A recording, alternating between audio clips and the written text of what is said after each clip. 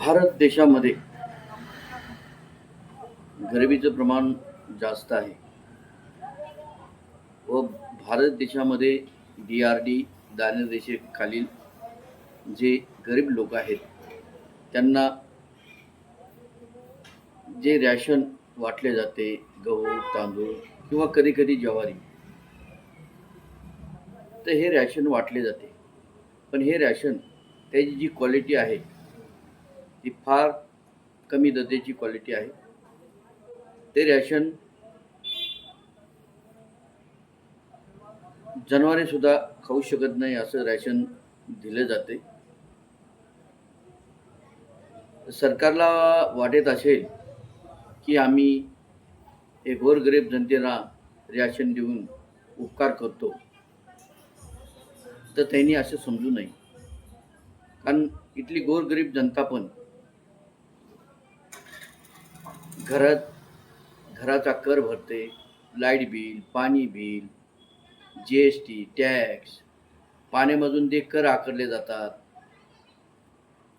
ते करामधून जो पैसा गव्हर्नमेंटला जातो त्यामधून गोरगरीब जनतेला ते रॅशन वाटले जाते. सरकारला वाटत असेल की आम्ही हे त्यांच्यावर उपकार करतो आणि त्यांच्याच पैशातून त्यांना रॅशन दिले जाते, पण हे रॅशन गरीब जनतेच्या खाण्याचं सुद्धा लायकीचे नसते. मी पाहिलेलं आहे.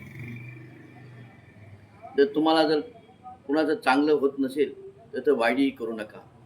रॅशन द्यायचं चांगले द्या.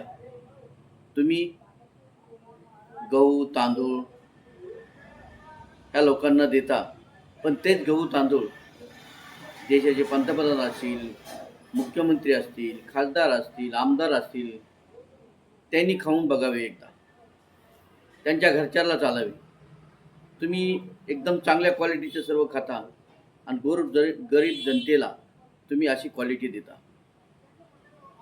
लोकशाहीमध्ये सर्वच लोक संसदेमध्ये किंवा विधान परिषदेमध्ये जाऊन बसू शकत नाही. म्हणून त्यांचा काम करणारा व त्यांच्या समस्येवर वाचा फोडणारा, रोटी कपडा मकान यावर त्यांचं काम करणारा प्रतिनिधी संसदेमध्ये किंवा विधान परिषदेमध्ये पाठवावा लागतो. पण आजकाल खासदार जे आमदार पाठवले जातात, डॉक्टर बाबासाहेब आंबेडकर म्हणाले की आपण जे प्रतिनिधी निवडून पाठवतो ते तुमचे नौकर असतात. आपल्या कामासाठी त्यांना तिचं समस्येचं समाधान करण्यासाठी त्यांना संसदेमध्ये आपण विधान परिषदेमध्ये पाठवतो. पण आजकाल समाजाला नौकर समजतात आणि ते समाजाचे मालक होतात. अशी इथं असणारी परिस्थिती आहे.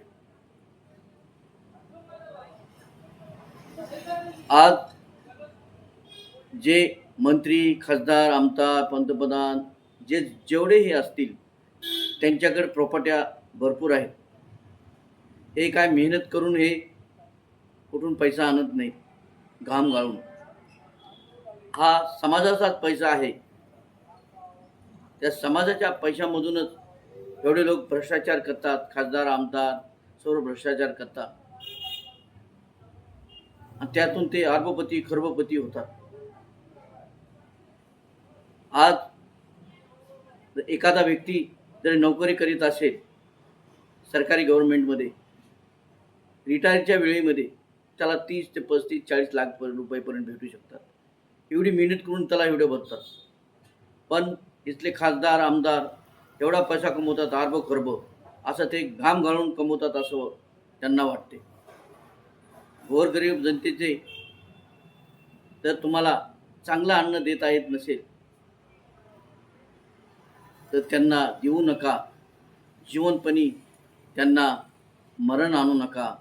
द्यायचं असेल तर तुम्ही त्या DRD दारिद्र्य रेषेखालील गोरगरीब जनतेला चांगलं अन्न देण्याचं काम करा.